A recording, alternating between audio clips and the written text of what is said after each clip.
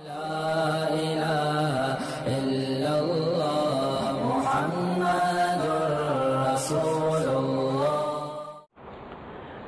اعطیناک الکوثر. میں جلدی سے اب اس کو سورت کو بھی مکمل کر دوں تاکہ یہ ہماری سورت کمپلیٹ ہو جائے.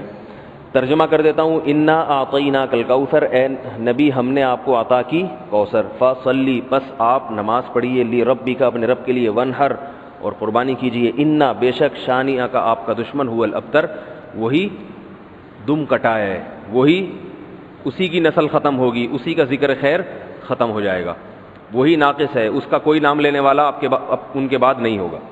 سمجھ رہے ہیں بات کو؟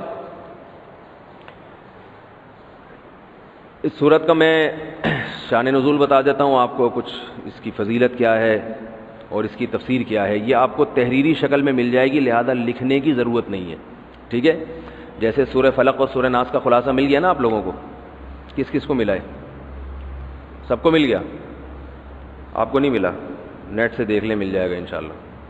کب سے بھیجا ہوا ہے؟ اس کے بعد اذا جاء نصر اللہ قل یا ایھا الکافرون، ان صورتوں کے بھی آپ کو خلاصے سورہ اخلاص کا مل جائے گا انشاءاللہ.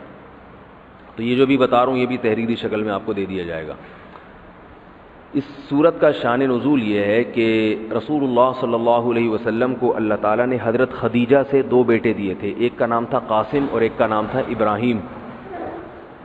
آپ صلی اللہ علیہ وسلم کی جتنی بھی اولاد ہوئی ہے صرف حضرت خدیجہ سے ہوئی ہے. حضرت خدیجہ کے علاوہ آپ کی اولاد کسی اور زوجہ سے نہیں ہوئی.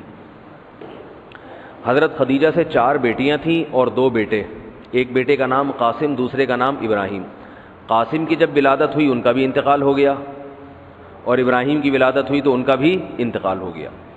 عرب میں نرینہ اولاد کی بڑی اہمیت تھی، کیونکہ انسان کا نسب اس کی نرینہ اولاد سے چلتا ہے، بیٹیوں سے نہیں چلتا. بیٹیاں تو غیروں کی ہوتی ہیں، رخصتی ہو کے دوسروں کے ہاں چلی جاتی ہیں، ان کے نسل میں اضافہ کرتی ہیں، ان کی نسل بڑھاتی ہیں. اپنے شوہر اور اپنے شوہر کے ددیال کی نسل میں اضافہ کریں گی. وہ اپنے باپ کی نسل میں اضافہ کون کرتا ہے؟ بیٹا. کیونکہ نسب کس سے چلتا ہے؟ باپ سے چلتا ہے، سوائے بلاول بھٹو کے.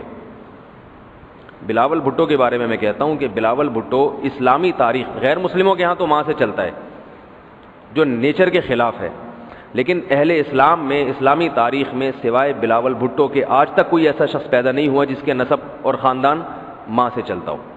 بلاول بھٹو زرداری کے بیٹے ہیں، مگر خاندان ان کا کیا کہلاتا ہے؟ قوم جو آخر میں لگتی ہے وہ بھٹو کہلاتی ہے، حالانکہ وہ بھٹو ان کی والدہ تھیں، ان کے والد محترم بھٹو نہیں. تو سیاست میں انہوں نے نسب ہی کو بگاڑ دیا اپنا. سمجھ رہے بات کو؟ تو یہ سیاسی لوگ اتنے خطرناک ہوتے ہیں کہ یہ اپنے باپ کے نسب کو بدل دیتے ہیں سیاست کے چکر میں، کیونکہ زرداری لگے گا تو ووٹ نہیں ملیں گے، ووٹ بھٹو کے نام کو کیش کرانا ہے. خیر، تو رسول اللہ صلی اللہ علیہ وسلم کے 2 بیٹے ہوئے، دونوں کا انتقال ہو گیا. عرب میں بے اولادی کو بھی معیوب سمجھتے تھے، کیونکہ آپ کی نسل چلے گی بیٹوں سے، اور بیٹے ہیں جو باپ کی بہت زیادہ عزت کا ذریعہ بنتے ہیں. بیٹیوں کے اپنے فضائل ہیں، لیکن ظاہر ہے نسل بیٹیوں سے نہیں چلتی.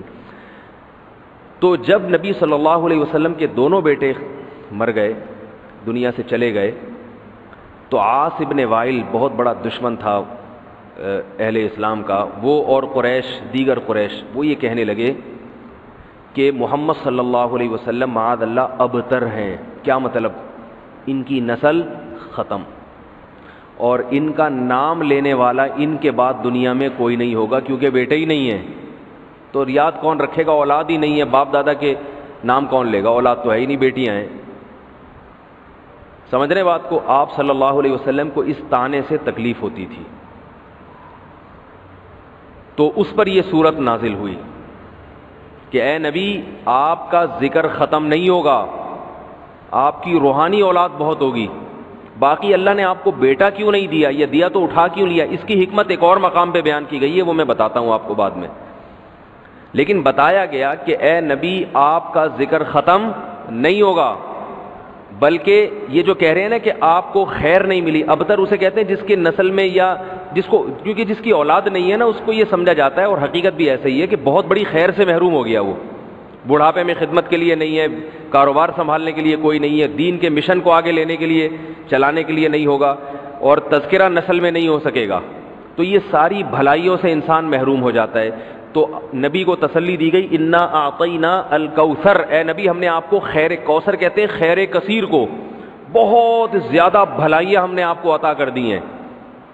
کوثر سے نہر کوثر تو ہے، لیکن کوثر کا جو لغوی مطلب ہے ڈکشنری میں جو مطلب ہے وہ کیا ہے؟ اصل میں حوض کوثر کو نہیں کہتے بلکہ کسے کہتے ہیں؟ خیر کثیر. اے نبی ہم نے آپ کو خیر کثیر عطا کی ہے، جس میں کیا ہے؟ نبوت، عزت، آپ کا قیامت تک تذکرہ ہوتا رہے گا، یہ ساری چیزیں ہم نے آپ کو عطا کر دی ہیں. لہذا ان کے تانوں سے پریشان ہونے کی ضرورت نہیں ہے. ان کے نرینہ اولاد ہوگی تو بھی ان کا تذکرہ نہیں ہوگا، اور آپ کے نرینہ اولاد نہ ہو کے بھی آپ کی روحانی اولاد قیامت تک باقی رہے گی اور آپ کا تذکرہ بہت زیادہ ہوتا رہے گا. یہ خیر کثیر ہم نے آپ کو عطا کی ہے. پھر اسی خیر کثیر میں سے ایک خیر حوض کوثر بھی ہے، جس کا نام کوثر اس لیے رکھا گیا کہ وہ ایک پانی کی نہر ہے جو نبی صلی اللہ علیہ وسلم کو قیامت کے دن دی جائے گی، اور آپ صلی اللہ علیہ وسلم خود بھی اس سے پئیں گے اور اپنے امتیوں کو بھی اس سے پلائیں گے. اس پانی میں بھی اللہ نے خیر کثیر رکھی ہے. وہ خیر کثیر کیا ہے وہ ابھی انشاءاللہ میں بتاؤں گا. تو اس کا مصداق یعنی یہ آیت منطبق ہوتی ہے حوض کوثر پر بھی، ٹھیک ہے. تو یہ تو اس کا شان نزول ہے کہ اللہ نے بتا دیا کہ یہ جو آپ پر طنز اور طعنے کر رہے ہیں یہ لوگ ہیں جن کی نسل ہے ختم ہونے والی. ان کا نام لینے والا کوئی بھی نہیں ہوگا. بڑے بڑے سرداروں کے نام تو لیا جاتا ہے ان کا آج، لیکن اچھے جذبے سے نہیں لیا جاتا. ان کا نام برائی کے طور پہ لیا جاتا ہے. یہ تو اس صورت کا ہو گیا شان نزول. اس صورت کی فضیلت کیا ہے؟ حدیث میں آتا ہے، صحابہ کہتے ہیں کہ ہم بیٹھے ہوئے تھے رسول اللہ صلی اللہ علیہ وسلم کے ساتھ مسجد میں. آپ صلی اللہ علیہ وسلم پر ایک دم کچھ غنودگی سی طاری ہوئی، بے ہوشی کی کیفیت طاری ہوئی جیسے وحی میں ہوتی تھی. تو اس کے بعد جب آپ صلی اللہ علیہ وسلم بالکل بیدار ہوئے ہیں، نارمل حالت میں آپ صلی اللہ علیہ وسلم آئے ہیں تو بڑے خوش تھے، اور آپ صلی اللہ علیہ وسلم نے اس صورت کی تلاوت کی. اللہ کے نبی پر جب وحی آتی تھی نا تو جیسے ہی آپ صلی اللہ علیہ وسلم ہوش کی حالت میں آتے تھے تو فوراً ان آیتوں کی تلاوت شروع کر دیا کرتے تھے تاکہ میں بھول نہ جاؤں. تو آپ نے فوراً بسم اللہ الرحمن الرحیم پڑھا اور انا اعطیناک الکوثر فصلی لربک وانحر ان شانئک هو الابتر، یہ آیتیں نازل ہوئیں اور آپ نے فوراً ان آیتوں کی تلاوت شروع کر دی. جب یہ شروع ہوئی تو صحابہ نے پوچھا یہ کوثر کیا چیز ہے؟ آپ صلی اللہ علیہ وسلم نے فرمایا میرے رب نے مجھے بشارت دی ہے کہ قیامت کے دن مجھے ایسی نہر ملے گی، وہ نہر ایسی ہے کہ اس کے جو پیالے ہیں جس سے لوگ پانی پئیں گے وہ چاندی کے ہیں، اور ان کی تعداد ان پیالوں کی گلاسوں کی اتنی ہے جیسے آسمان کے ستارے، اور اس نہر کا پانی برف سے زیادہ سفید ہے اور شہد سے زیادہ میٹھا ہے، اور میری امت میں کوئی بھی اس کا پانی پیے گا تو اسے کبھی بھی پیاس نہیں لگے گی. میدان حشر میں جو لوگوں کا سب سے بڑا مسئلہ ہوگا وہ پیاس ہوگا، سب سے بڑا مسئلہ. اور کہتے ہیں سمندروں کا پانی بھی اگر پی لے کوئی ساتوں سمندروں کا تو اس کی پیاس نہیں بجھے گی. تو میرے اللہ نے مجھے یہ نہر دی ہے، جو میرا امتی اس سے پی لے گا اسے کبھی بھی ہمیشہ کے لیے اس کی پیاس ختم ہو جائے گی.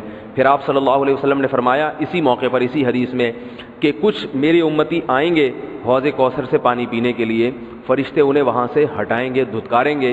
میں کہوں گا کہ یہ میرے امتی ہیں تو فرشتے کہیں گے کہ آپ کو علم نہیں ہے ما احدثوا بعدک، کہ انہوں نے آپ کے بعد بدعتیں ایجاد کر لی تھی. ہیں تو آپ کے امتی مگر انہوں نے آپ کے دین میں تبدیلیاں کر لی تھی. جو دین آپ ان کو دے کر گئے تھے اس پر انہوں نے قناعت نہیں کی، اپنی طرف سے اس میں اضافے کیے، ایڈیشن کہتے ہیں نا، بہت ساری چیزیں بڑھا لی انہوں نے. تو اس میں وعید بھی آپ صلی اللہ علیہ وسلم نے بتا دی کہ حوض کوثر سے بدعتی کو پانی پینے کی توفیق نہیں ملے گی. تو یہ تو اس صورت کی فضیلت ہو گئی. اب اس صورت کے مضامین کیا ہیں، تفسیر کیا ہے اس کی، اس کے اسباق کیا ہوتے ہیں، یہ انشاءاللہ پھر وقت چونکہ ہمارا پورا ہو چکا ہے یہ اگلے لیکچر میں سورہ ماعون کے ساتھ. وما علینا الا البلاغ.